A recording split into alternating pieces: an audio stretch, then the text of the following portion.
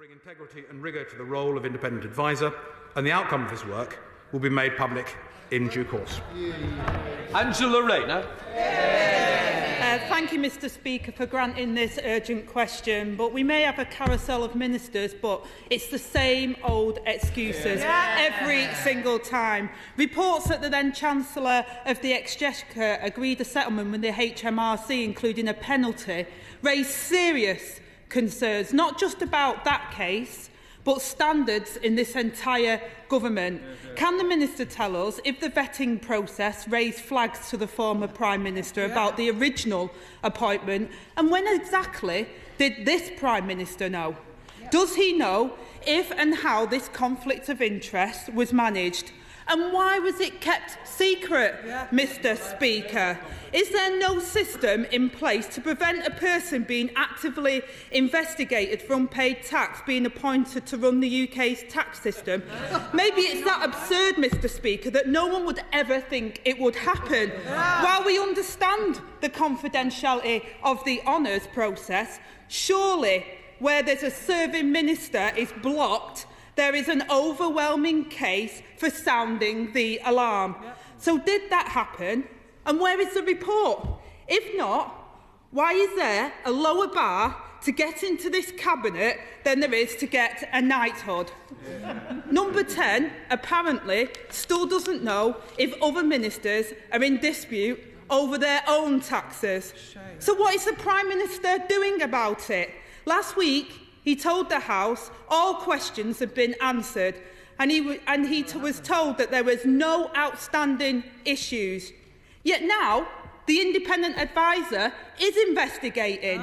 So will he publish the terms of reference? And why does the Prime Minister need an adviser to tell him that this conduct is unethical?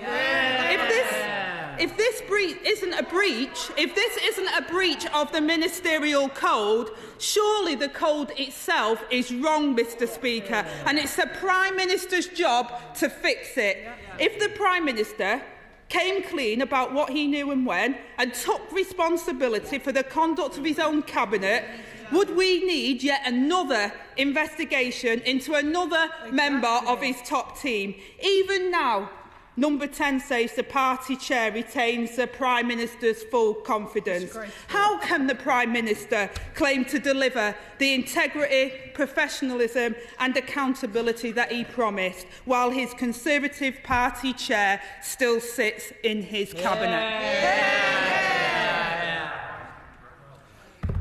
Thank you, Mr. Speaker.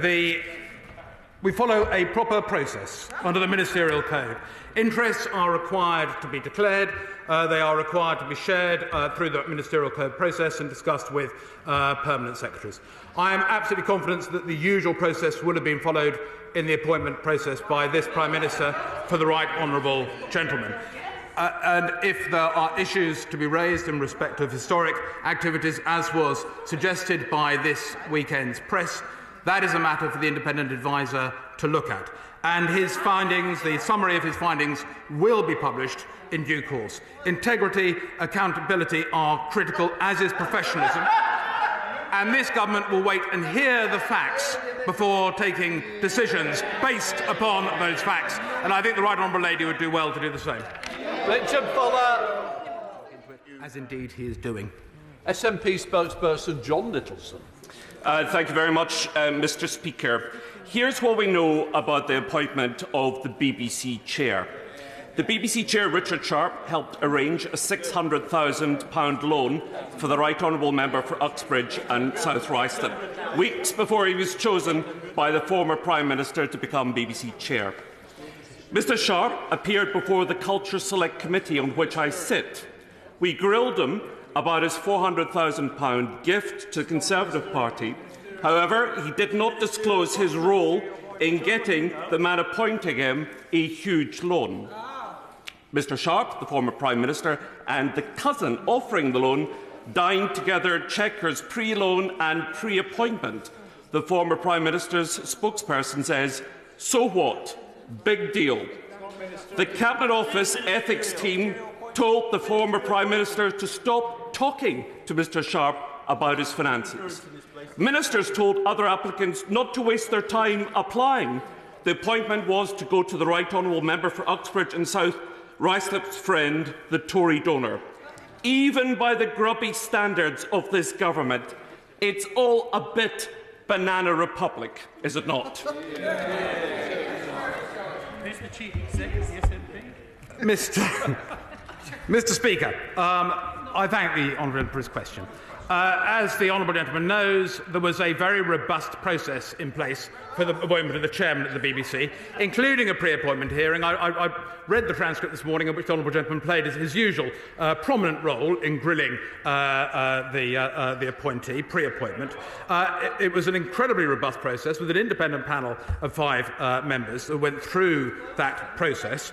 And just to reassure the House, I understand that the Commissioner in Public Appointments is going to double-check that went through, process was absolutely consistent with the proper governance expected of these appointments. And I know that the Chairman of the BBC has invited the Senior Non-Executive Director of the BBC to discuss with the Board to make certain that all relevant conflicts of interest were properly disclosed. So there are 2 processes that are ongoing, but this was a very robust process.